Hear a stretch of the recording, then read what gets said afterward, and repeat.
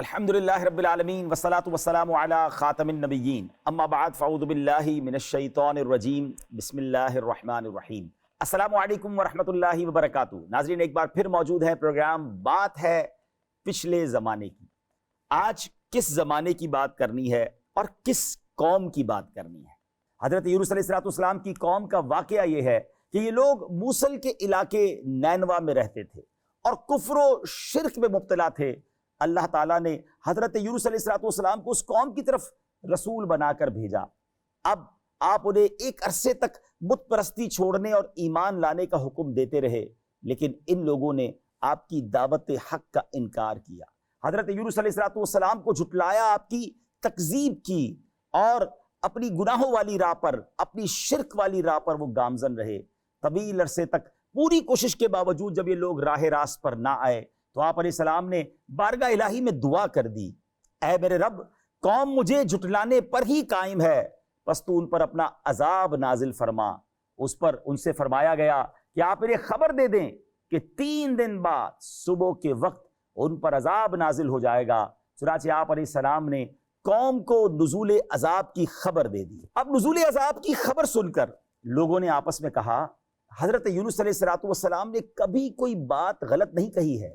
دیکھو، وہ رات کو یہاں رہے جب تو کوئی اندیشہ نہیں، اور اگر انہوں نے رات یہاں نہ گزاری تو سمجھ لینا چاہیے کہ عذاب آئے گا۔ جب رات ہوئی تو حضرت یونس علیہ السلام وہاں سے تشریف لے گئے اور صبح کے وقت اب عذاب کے آثار نمودار ہو گئے۔ آسمان پر سیاہ ہیبت ناک بادل چھا گئے، ہر طرف دھواں ہی دھواں پھیل گیا۔ اب ذرا اس منظر کو تصور کریں۔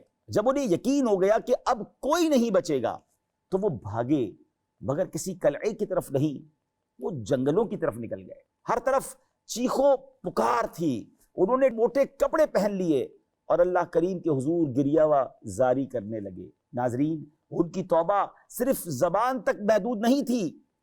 تاریخ لکھتی ہے کہ وہ حقوق العباد کے معاملے میں اتنے مخلص ہو گئے کہ اگر کسی نے دوسرے کا ایک پتھر بھی چرا کر اپنی دیوار کی بنیاد میں لگایا تھا، انہوں نے پوری دیوار ہی گرا دی تاکہ وہ پتھر واپس کر سکے۔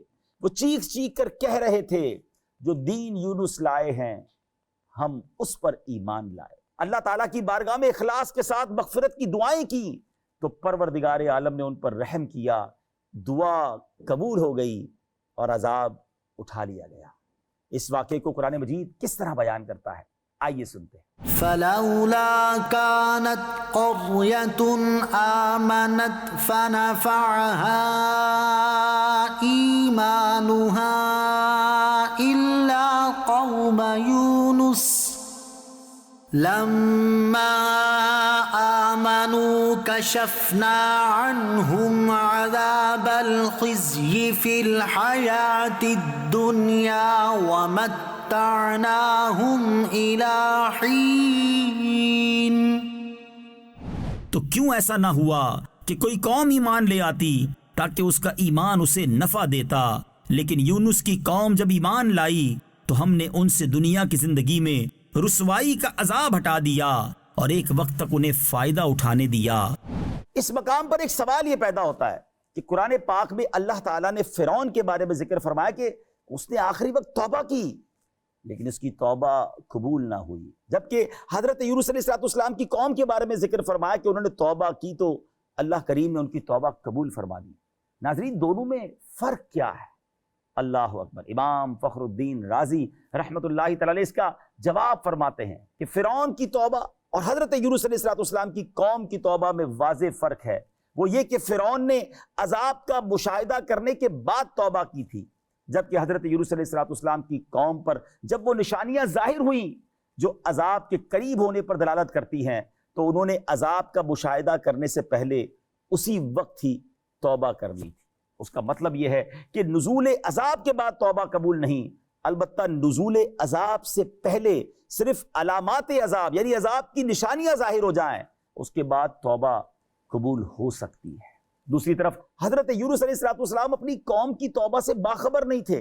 جب انہوں نے دیکھا کہ میں نے اپنی قوم کو عذاب آنے کی جو خبر دی تھی اس میں تاخیر ہو گئی ہے، تو آپ علیہ السلام اپنی قوم کے کفر و نافرمانی پر غضبناک ہو کر اللہ تعالیٰ کی طرف سے اجازت نازل ہوئے بغیر ہی ہجرت کے ارادے سے چل دیے۔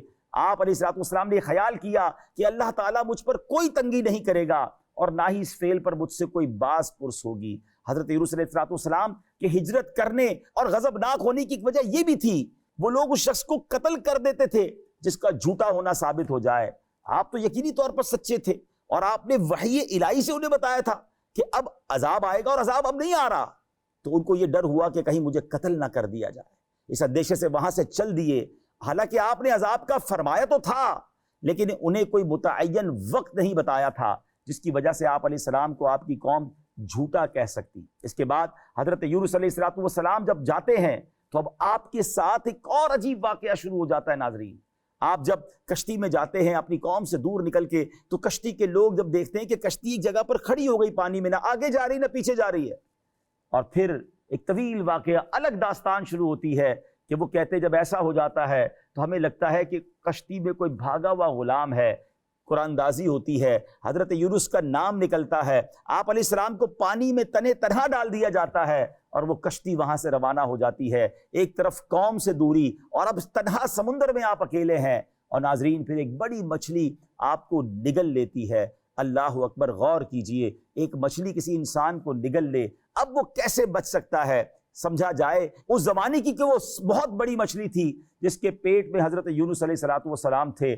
آپ اس پیٹ میں کئی دن رہے اور اس اندھیرے میں اللہ کو پکارتے رہے، اور وہ عظیم دعا آپ نے کی، لا الہ الا انت سبحانک انی کنت من الظالمین۔ رب کریم نے پھر آپ کی دعا کو قبول فرمایا، اور اس مچھلی نے کئی دنوں کے بعد آپ کو کنارے پر اپنے منہ سے اگل دیا۔ آپ نے کئی دن اس کنارے پہ گزارے، آپ بڑی نکاحت کے ساتھ وہاں وقت گزار رہے تھے۔